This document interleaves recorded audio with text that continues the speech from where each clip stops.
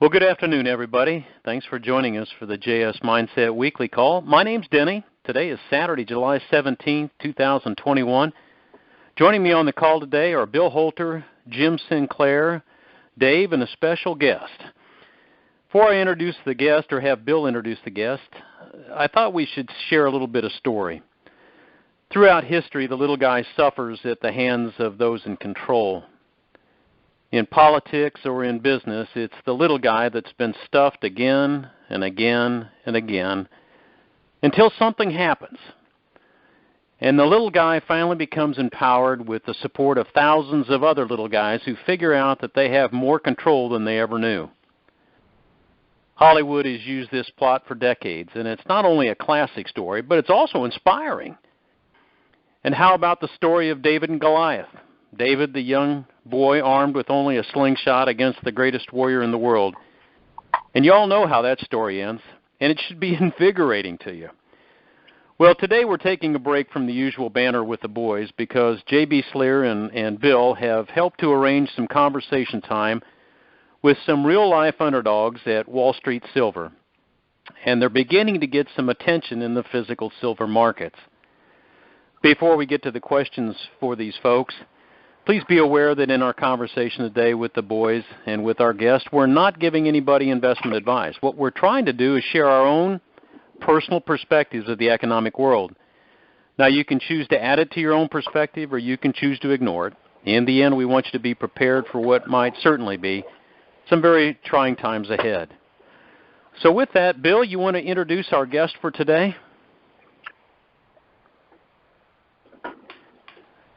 Mr. Holter? All right, I'll introduce. I was on mute. Sorry about that. Yeah, that's my dreams. Okay, so today we have Lee Justo from Wall Street Silver. I think I interviewed you last Monday or late last week. But Lee is with Wall Street Silver. We want to ask Lee what they're doing, what they plan to do. I know the amount of followers has gotten huge. Lee, welcome on the show. Hello, everyone. Thank you very much for having me.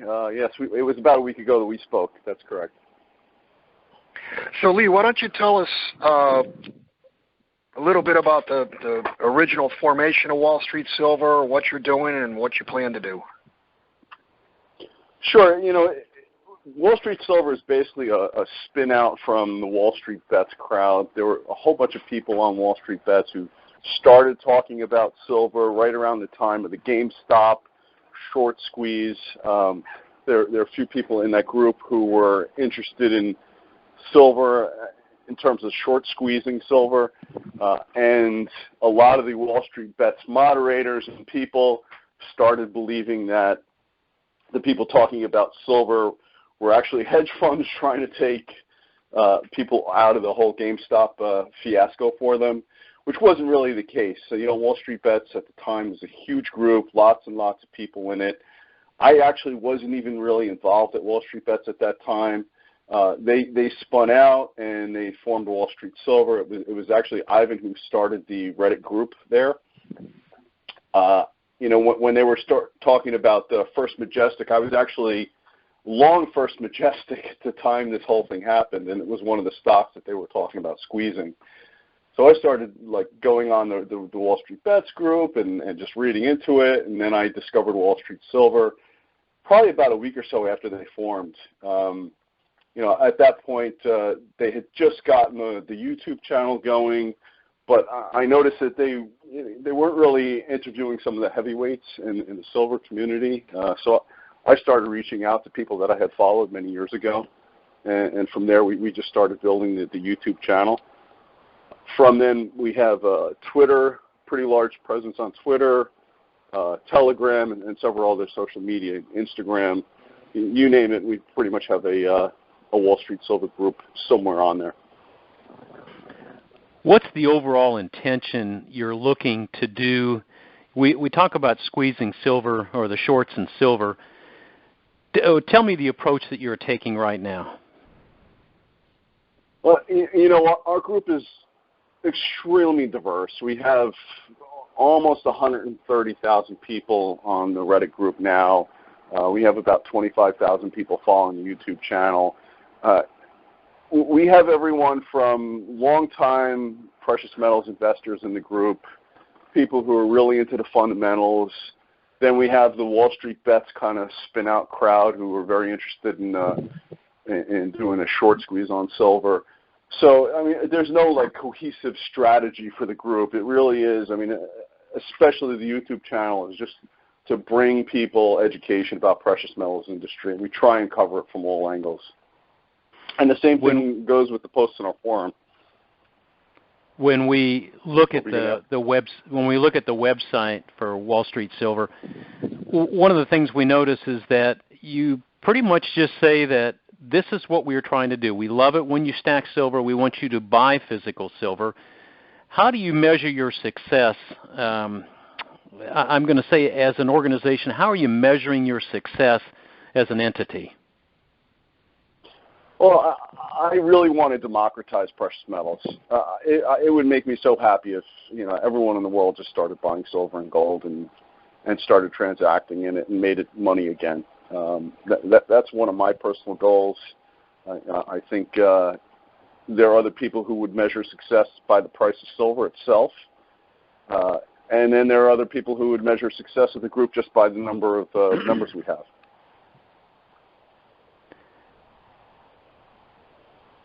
Bill? I would say, I was going to say, in my opinion, success would be the physical market pricing metals as opposed to unbacked paper contracts. And I guess you could say that's price, but whatever the true clearing price is, I mean, I would just be happy with a free market. Guys, I think all of these. Go ahead. Go ahead. No, I was going to say I think that would just put everything into place if that happened. Go ahead, Jim. Go ahead, Jim. Okay. The picture I have in my mind right now is Niagara Falls, and the ship underneath it is the Maid of the Mist. Okay. And we're all on the Maid of the Mist wearing raincoats. And what's coming over the Niagara Falls is pieces of worthless paper that have just been created for the purpose of depressing price. So to go in and attempt to buy all that paper and have an effect is modestly suicidal. In other words, we are not able to take on the giants that are creating all this paper. But there is a way in which this entire market could be turned, both silver and gold, and that is stand for delivery. That is the only way. There is no other way, because you have, it's like a destroyer trying to fight a wolf pack of U-boats. Okay, almost an impossibility to protect the convoy. When somebody stands firmly for delivery, and the warehouse cannot, that's the end of the game, and the transition will be from having to deal constantly with Niagara Falls of counterfeit paper to the physical market setting the price for both gold and silver. So the answer is simple, and it's also expensive. There is no other way. You can get all the people in the world to try and squeeze the short with paper. You cannot. You've got to get the depth charges off the back if you're going to get the U-boat. There's only one way. Each of those cans that hits the water says stand for delivery. You get a small percentage. I would say if 5% of the speculators that are trying to benefit in silver were to stop with the paper and start taking physical delivery, the COMEX would be exposed to not having been able to. London would not be able to. They would shut down and settle for cash. There are 9 exchanges around the world ready to go on the physical market. They'd pick it up in about an hour or two, and the market would be being made internationally by the same exchanges and same people, except with already put together, designed, and ready to go physical market regs, rules, abilities to settle, clearing, etc. So it can't be done in paper. I'm sorry. It can't be done by all the little guys like buying 100 shares of some stock. This has to be taken care of by buying the physical and exposing the exchanges to be what they are, rolling licensees with hollow ability to settle the contract. They cannot fulfill the agreement they've made in any given transaction. Each time a paper contract transaction is made, it's declared that can be delivered. Gentlemen, it cannot. And that cannot must be exposed, not by buying all the paper. It's like Niagara Falls. Don't manufacture that paper as fast as you can buy it. Buy the physical by taking the physical from the exchange by standing for delivery, or everybody loses. Yeah, Jim, that was my original thought when I first heard about Wall Street Silver. Lee, I think the original strategy was to try to bust SLV by buying SLV, and obviously they can create as much paper as is needed. Of course they do. That is true. Go ahead, Lee. You're going up against. I was going to say that you're not going up against the market. Face facts. You're going up guys. Oh yeah, no. We know that very much. We know that. We've actually do not care. This is organized crime in the financial markets. Go ahead, Lee. We actually encourage. They must be. I was going to say we encourage them in the physical. Jim, hold on just a second. We encourage our members. Go ahead, Lee. Yeah, I was going to say we encourage our members to not buy SLV. We discourage the purchase of SLV. A lot of the people in the forum are fans of PSLV because they need to take physical silver and hold it. It's not a paper-based fund. And we also encourage our members to buy physical silver.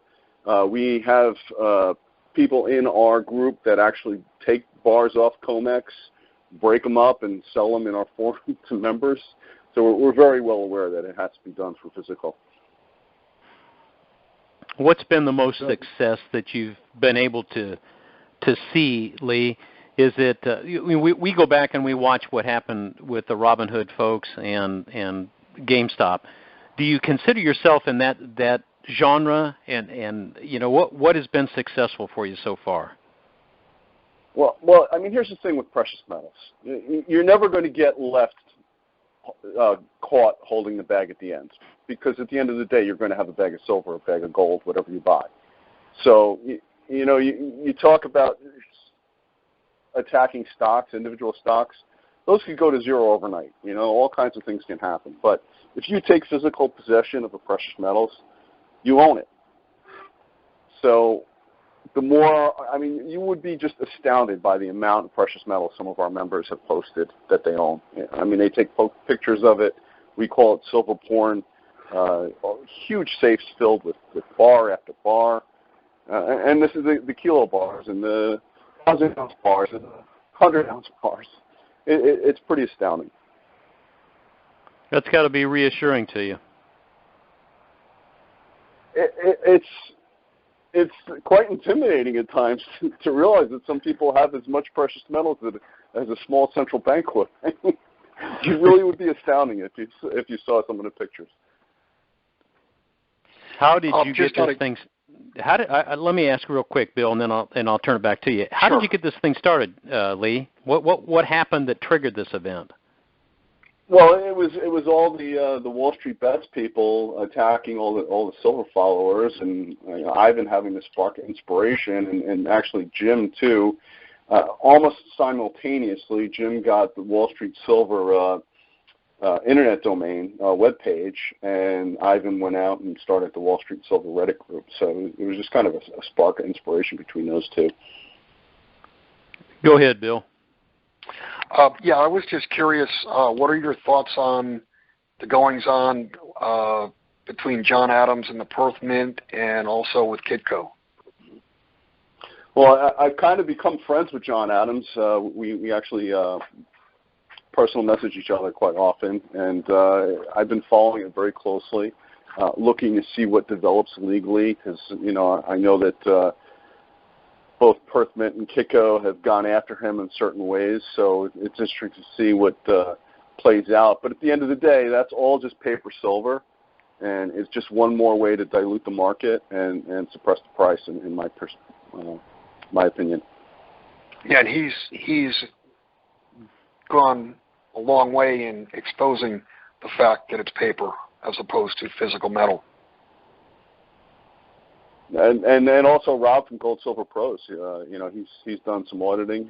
He has some great videos about the whole Perthman situation, using their documentation, their public filings and stuff. So it certainly seems like it's a very credible issue. Do you have conversation with Bill Murphy or any of the folks at GATA? It's interesting that philosophically you are absolutely aligned with them. Are you in communication with any of those folks at all? Yeah, we actually interviewed Chris from GATA, a few months ago. We actually was thinking of inviting him back on the show. So, I remember when GATA started back in the late 1990s. So, I've been a fan of theirs. You've got a classical background. You have been in the markets. You want to tell folks how you got started in all this? I used to be a salesperson in the golf industry, and I would get all my money in the springtime when we would deliver to pro shops and stores. So I'd be sitting on all this money for the rest of the year, and I figured, I should learn about finance and stuff, and I started reading books at that time. And then I just got completely sucked in, and I just read everything I could, and eventually it led me to precious metals. We all come back to precious metals, don't we, Bill? Yeah, sounds familiar. I was going to say that's like the same. That's the road to precious metals. When you dig into it and you find out in a world of nothing but liability, gold and silver are the only places without liability. Lee, can you tell us some of the guests that you've interviewed over the last 3 months or so? Sure. It's hard to even remember. We've interviewed so many people. Some of our bigger names. We interviewed Bill Fleckenstein. We interviewed David Tice, Jim Rogers, Mark Faber. I don't want to leave anyone out. We have interviewed so many great people. I encourage everyone to go on to the YouTube channel. Bill Holter, obviously. You did interview Keith Neumeier, correct? Oh, yes. Several times we've interviewed Keith. Okay. We try and present our audience with as much information as we can. We try and get as a balanced a view as we can. When we interviewed Bill Fleckenstein, one of his conditions for the interview was that he was allowed to kind of like try and discredit the whole manipulation thing, and we certainly let him do it. We want to hear everyone's opinion on things. I did not hear that interview. Did what he come across with that there is no manipulation? Because I know, and David, you might want to pipe in on this because you and I were watching Fleckenstein back in 2000, 2001. Yeah, I will jump on that real quick, Lee. And again, I don't knock anybody for their beliefs, but I did follow him quite closely for years.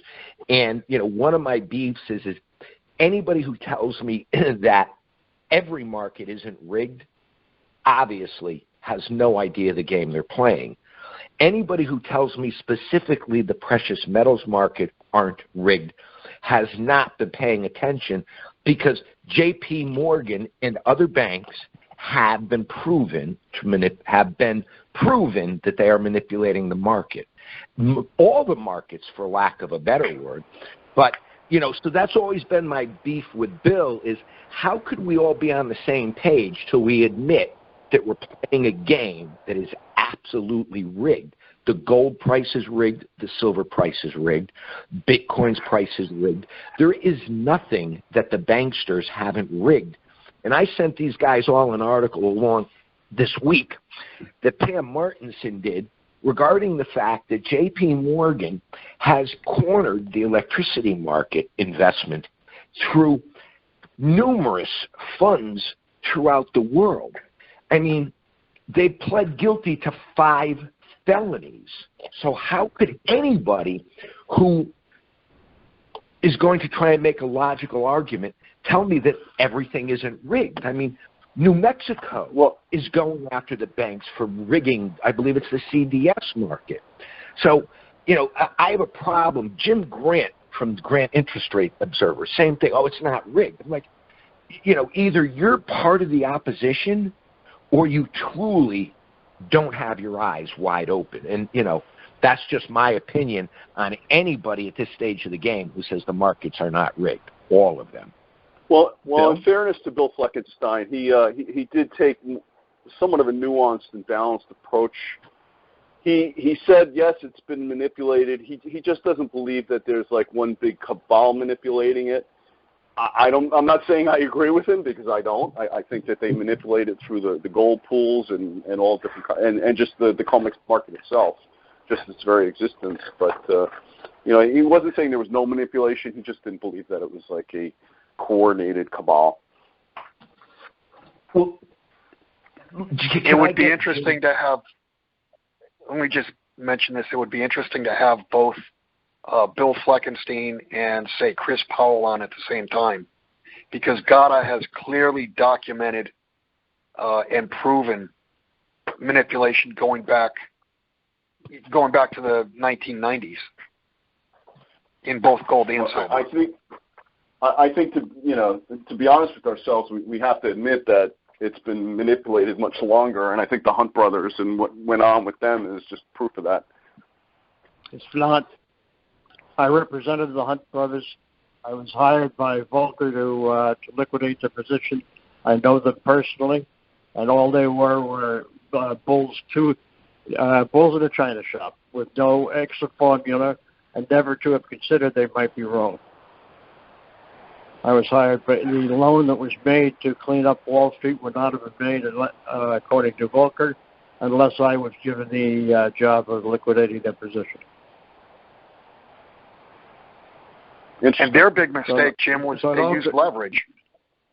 Yeah, their big mistake was they used leverage. In the beginning, what they wanted to do was to actually have a storage facility of their own, but they went nuts with the paper, and you cannot lean against the mob, who will simply continue to print this synthetic paper and throw it over Niagara Falls. You must. That was their fatal mistake. Stand for delivery at the exchanges, which would reveal the exchanges have no ability to make delivery against the 300 or how many ounces of counterfeit gold and counterfeit silver they've issued. And until that's done, then the market remains rigged. And it's through the physical market that the paper market, that this game will be stopped. But the more you buy, the more you encourage people to buy paper, the more you encourage them to get into a totally rigged situation where only the one event, the end of the world, which might come financially, or maybe American Marxism, which is taking place, can have the effect of overcoming the enormous power of the, again, organized crime issuing fake paper that can't make delivery. Simple as that. This is a rolling fraud and felony of the highest possible order, except the people that run that are in charge of everything are the guys that are also the riggers of the markets. I mean, you got Hey, Jim. on a big one. Yep. Jim, the problem with the end of the world scenario, which, like you said, might come, the end of the world scenario comes, and that's not going to bail out the longs in silver because the short side can never perform, and they'll end up owning a piece of paper that's worthless. Well, the price of physical will rise violently. The price of paper will go to zero.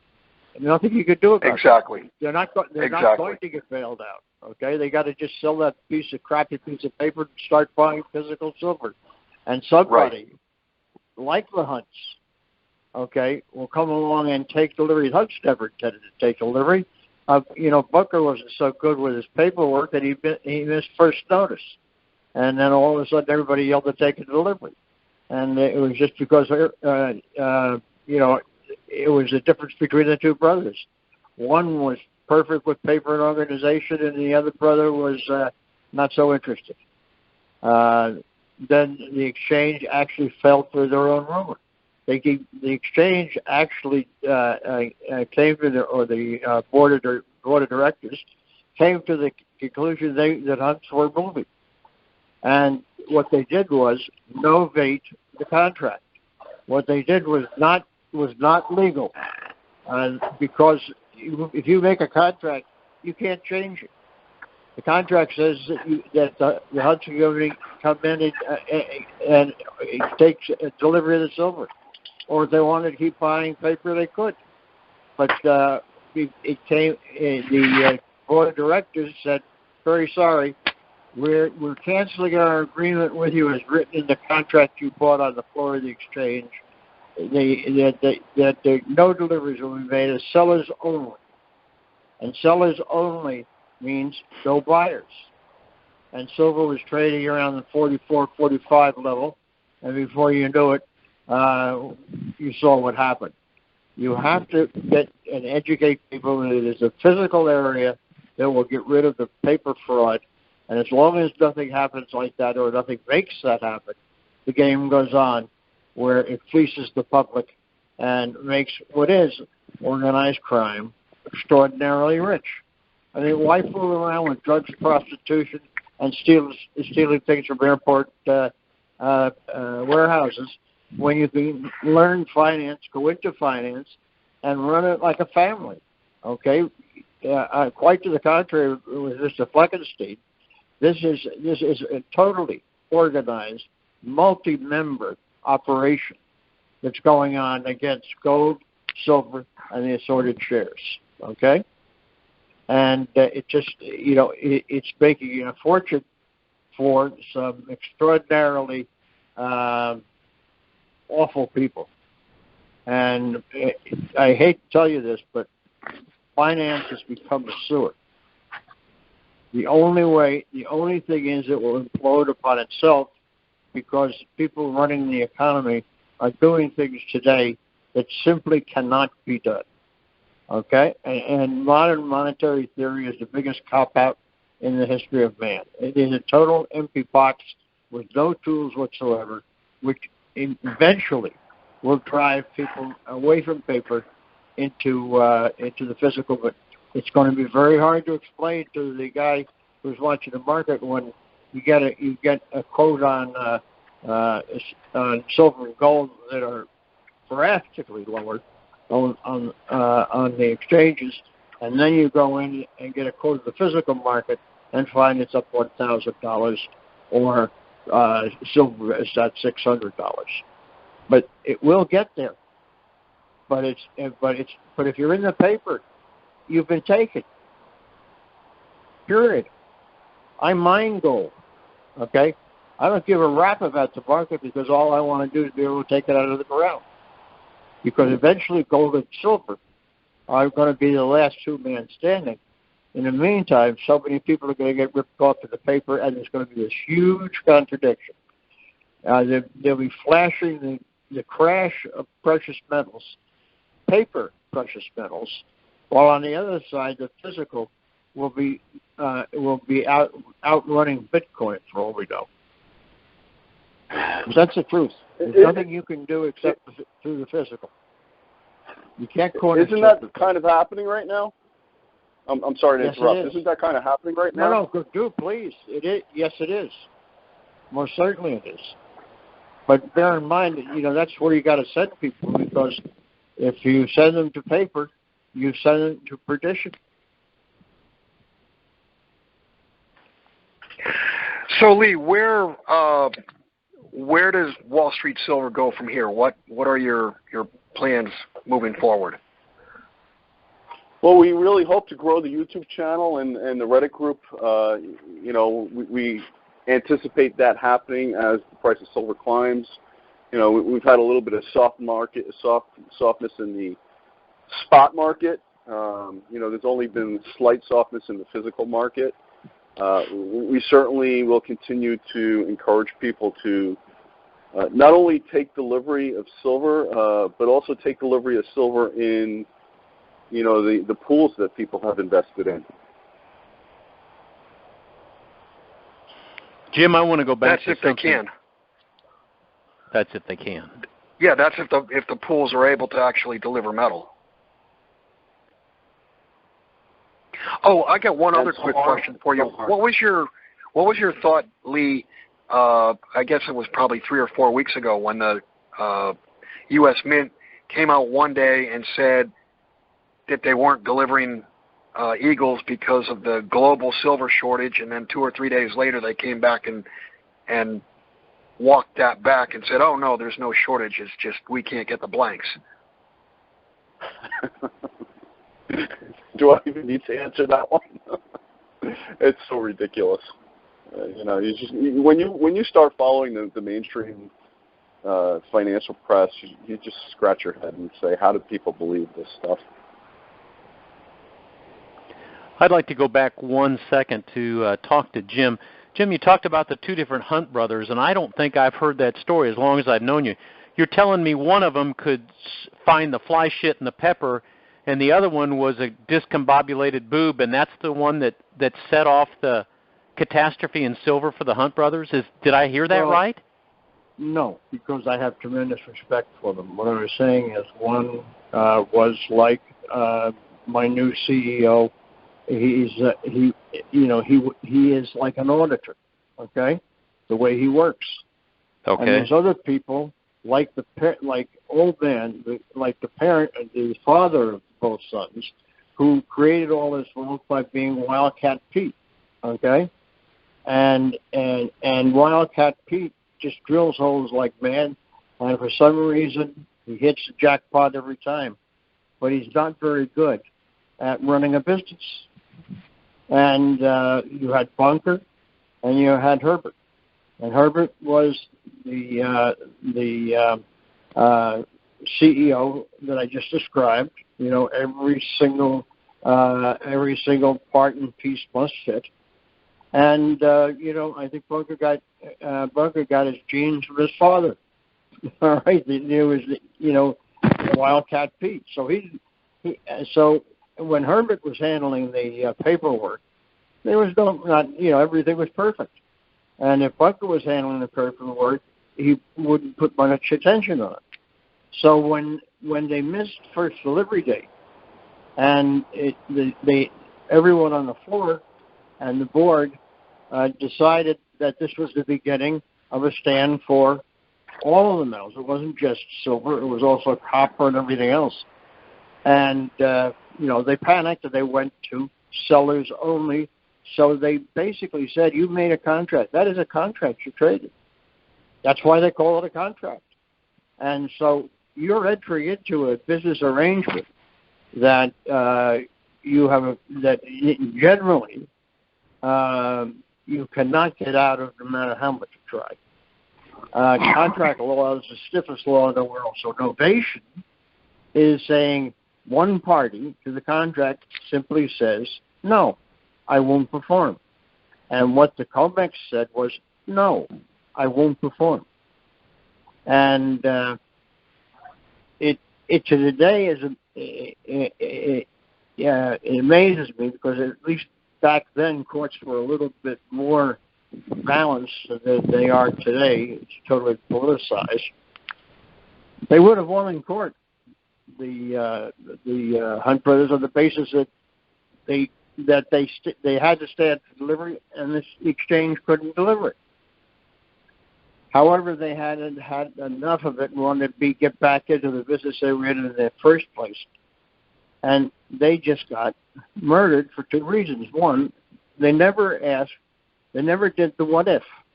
What if we're wrong? Okay? And the other one was, how do we get out? Because when you're wrong in the commodity market, then what begins is a shark feeding frenzy against your position. So this whole game has been put together as a paper game. These futures have absolutely no ability to perform as contracts. With the blessing of the government, Jim. Of course. Or with the blessing of the Treasury, whatever you want to call it. I would say that, but what's going on right now, and that's why I said at the end of the world. Can we afford another $3.5 trillion created for the pork side of the infrastructure bill? No, we can't. But today, computer-wise, you could invent that money instantaneously. That's where we got the helicopter drop money. What it means is you don't have to go through all the problem of having to monetize. You can monetize today by pushing a button. Now we've taken that to the absolute extreme, and in a sense, is a huge change in the environment of the entire free world, which is not terribly free anymore. But the environment sustains globally that debt. You can build it. You can build a vibrant economy on debt. And Bill, you've said many, many times, not a chance. Well, if not a chance possible. Tomorrow, or the month after, or 6 months from now, what's going to happen is what's going to make the price of gold and silver is not going to be what you would call a market. It's going to be the failure of the ability of the contract to perform. Now, here's the important part. What is a contract worth that can't perform? Not much. Answer, zero. So you're going to see the price on the COMEX plummeting while the price of the physical is you'd be lucky if you can buy it. I'd say that you probably can't. That's why I feel very strong in saying gold is going and silver are going to prices that will be the equivalent of Bitcoin, which is nothing, becoming worth $60,000 per chip, nothing. Okay, except the value Jim, of silver and gold or something. I want to talk to Lee about a strategy that they have. Lee, you have heard what Jim says about where we are expecting silver and gold to go. You have a put strategy that I am really intrigued by. Can you explain what this put strategy is that you have sort of described on the website? You know, that isn't my area of expertise, so I would not be comfortable answering that. All right. You can't beat this white paper. Okay, you can't take paper and fight paper. Because you the same stand for guys delivery. You're dealing with on a put and call is the same guys you're dealing with, and they'll sit down with their quants and with their algos, and the next thing you know, there goes your money. Lee, if people want to get involved with WallStreetSilver.com, how would you recommend they go about broaching that? What do you recommend to people who want to learn more? No, the easiest thing is just go to our Reddit group, Wall Street Silver. And they'll find all kinds of information on there. They'll find all kinds of due diligence, and obviously, we encourage people to watch our YouTube channel as well. The educational process is key to the final, however it comes. So you're doing a good job, okay? But you can't play this stuff the way you can play stock that has twice its capitalization short. With a system that says that delivery must be made, and the people who own twice the amount of the company can't be compared to counterfeit gold and silver being sold in the form of contracts that have no ability to perform. Two entirely different subjects. Bill, do you have additional questions or comments for Lee? I was going to ask David. You got any other questions? Well, yeah. Well, how about what's going on in our world today? Okay, that's something we should take a look at and discuss, because it's extraordinarily complex. And whether or not you folks have seen it, thank you very much, David. Do you realize now that that the FCC has permitted our social media giants, not those companies but their platforms, Google, etc., to experiment with radar built into our devices to somehow suck information out of us when we're sleeping. And that sounds to me like, the modern Frankenstein. But that is an absolute report. It is a fact. It is something you can read today. Okay? This world has gone totally out of its mind. And there's only one way anyone's going to survive in this world today, and that's by not playing these games, but rather play the basics. What are the basics? What you need, and silver and gold. But the further and deeper we get into the trap of the mob by fooling around with pieces of paper, the further we get away from keeping our wealth. I think one of the things that has so impressed me with Wall Street Silver is it's just the quiet protest. Lee, you guys, it's certainly not derivative-based. It's just, let's start buying silver, and we'll beat them in the long run. Am I getting that right? I mean, you're not powerless. You're protesting just by buying silver and taking delivery of it. Oh, I think that's spot on. I'd also like to add, we encourage people to actually transact in silver and other precious metals.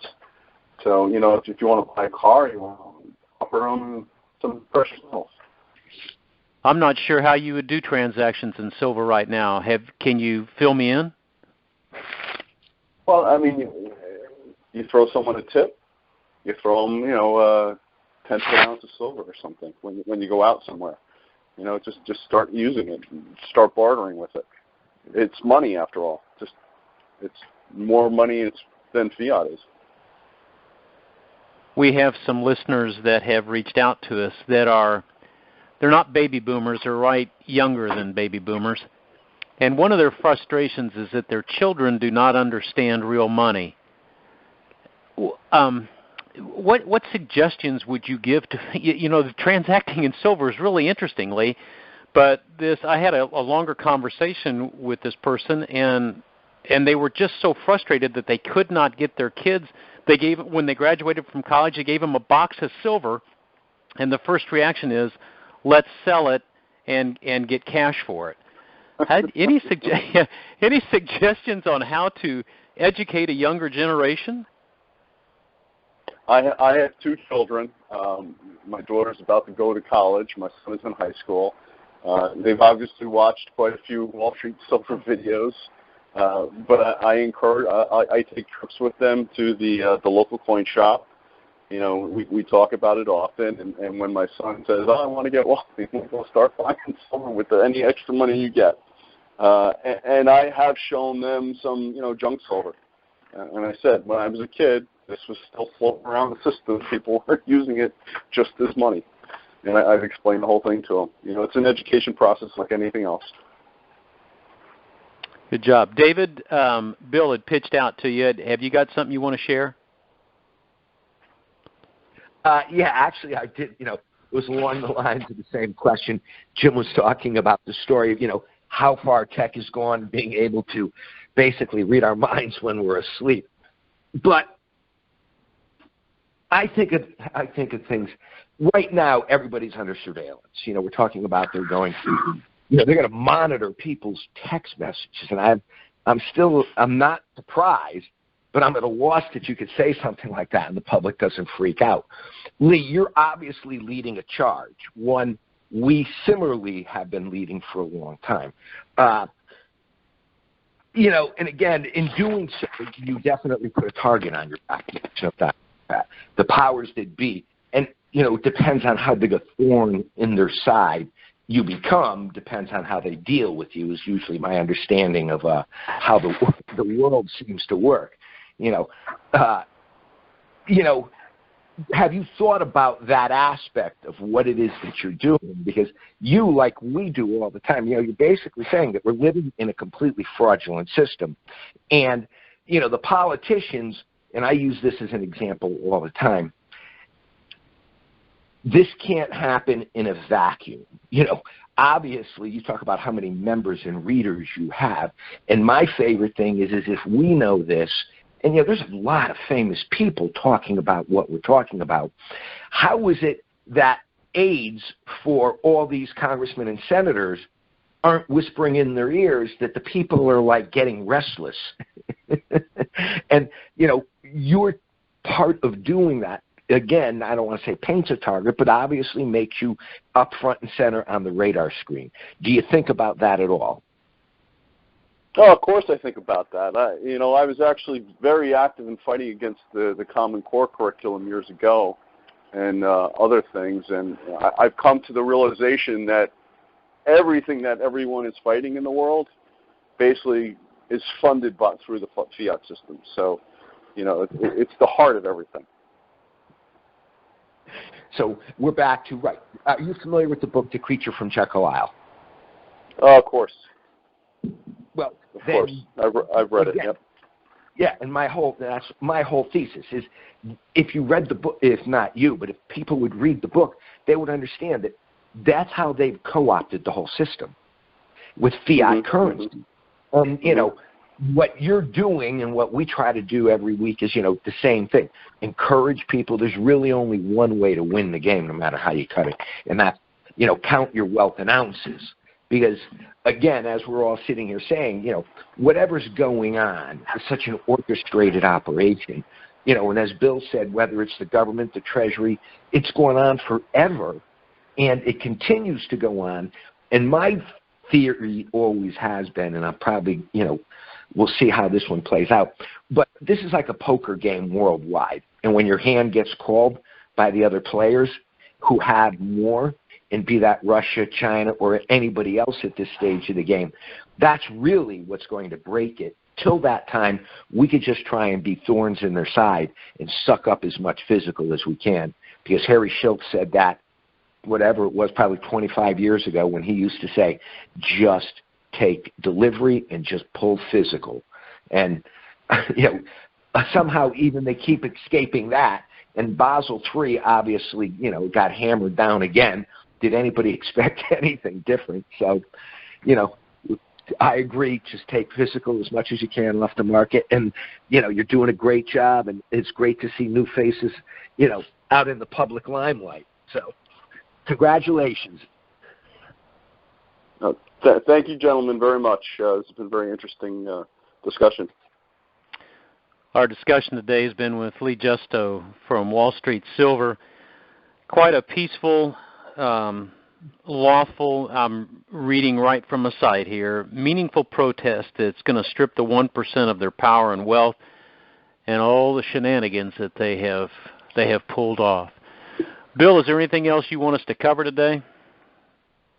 No, I think we pretty much covered everything. I do want to make one comment, though.